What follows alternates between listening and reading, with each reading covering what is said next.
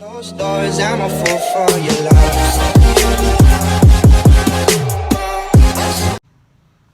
Halo sahabat aquaculture.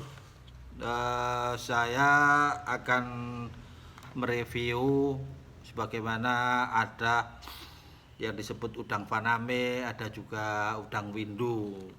Yang bahasa latinnya kalau udang windu itu kan Neos monodon, kalau faname itu Neos faname. Jadi ada perbedaan yang cukup signifikan antara udang tiger dan udang faname, baik behaviornya maupun morfologinya. Jadi pertama kami tampilkan ini udang tiger atau udang windu atau Neos monodon. Kemudian kalau yang ini ya warnanya putih, jadi yang disebut Neos faname.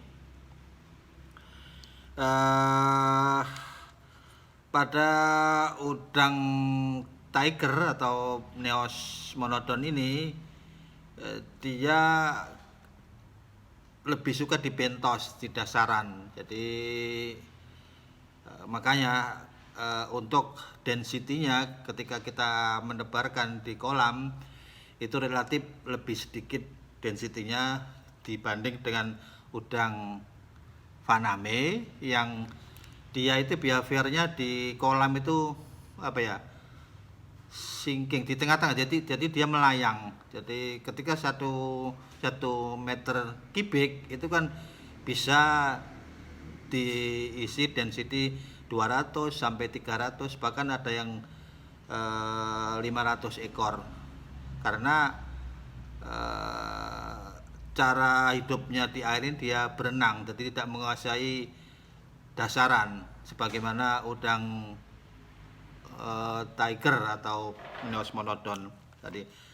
Kemudian kalau udang tiger, black tiger atau orang Jawa Tengah bilang udang bago ini, karena dia ini sukanya dibentos, jadi di dasar tambak otomatis ya luas areal 1 hektar yaitu ya cuman menguasai, jadi tidak bisa bertumpuk-tumpuk. Jadi ketika kita tebar density 100 meter untuk 1 meter kubik ya sudah kapasitasnya masih itu. Beda dengan udang faname yang di sini dia bisa hidup bertumpuk-tumpuk karena berenang, jadi tinggi air itu juga dia gunakan, sehingga kenapa densitas lebih tinggi.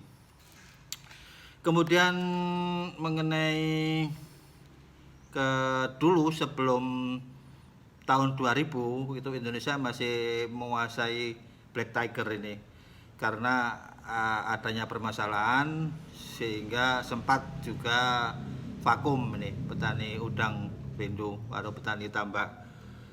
Pada tahun 2000-an barulah diperkenalkan di Indonesia udang faname, Neos faname, yang notabene varietas baru diharapkan bisa memutus rangkai endemi.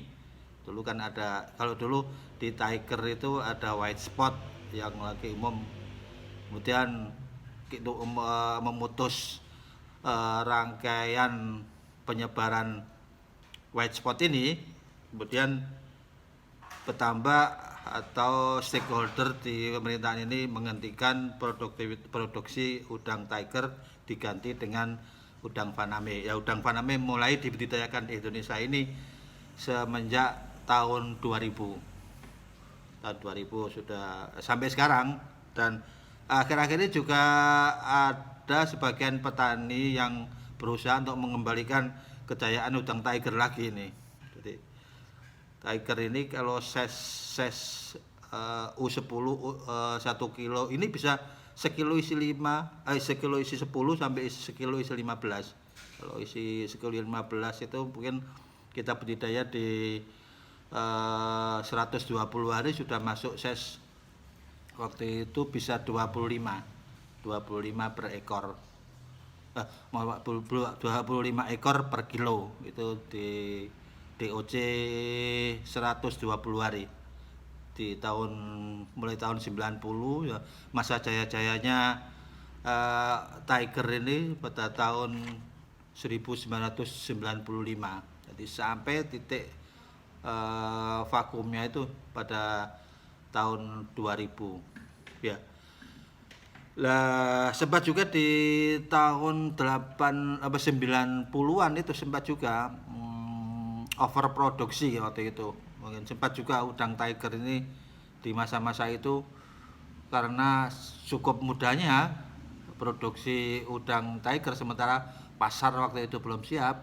Pernah juga udang nggak laku itu pernah terjadi di Indonesia, itu pernah kita budidaya udang tidak bisa dijual, tidak laku dijual karena emang nggak ada pembeli, karena emang mungkin waktu itu pasar belum siap atau gimana sehingga oversupply.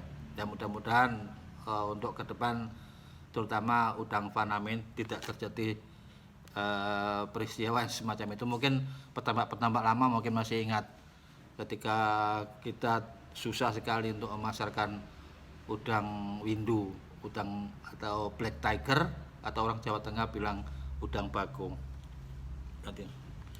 Jadi untuk penampilannya ini saja barangkali. Ini saya gambarkan. Ini warnanya putih.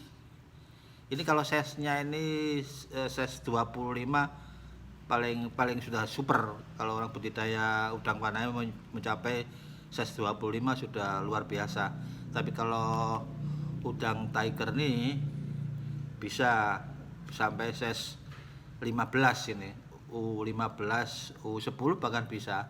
Tapi waktu secara tradisional, kalau dibudidayakan secara tradisional bisa mencapai sekilo 10 ini.